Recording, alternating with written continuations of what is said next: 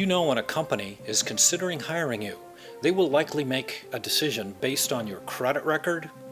This is Larry Bodine, Editor-in-Chief of Lawyers.com, saying you better know your rights because you can be denied a job because of an old unpaid bill. Pre-employment credit checks make sense if the job involves handling cash or company trade secrets, but in many cases it's just the company snooping because they can. More than half of all employers conduct credit checks on job applicants, supposedly checking your character, judgment, and reliability.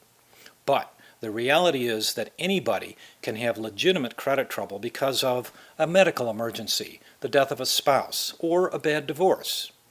None of these situations should rule you out from getting a job. Employers are known to use credit checks to discriminate, especially against minorities and women. Some employers actually seek out people with bad credit, hoping that they'll be so desperate that they'll keep working no matter how bad the job is. So what happens if you face this situation?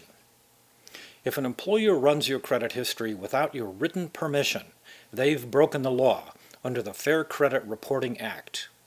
Also, be aware that 10 states have outlawed the use of your credit history in employment decisions. Check with a local attorney to find out the law in your state.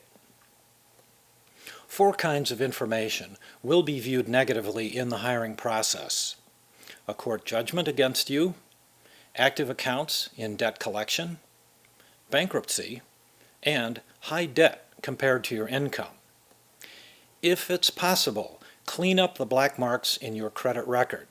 Otherwise, you can tell Human Resources in advance that you've been through a bad time financially. It shows that you're being honest. The employer has to tell you in writing if they deny you a job because of a credit report. And they have to tell you the name of the agency that issued the report.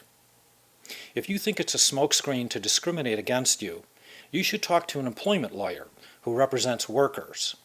This is Larry Bodine reporting for Lawyers.com, hoping that you get treated fairly in your job search.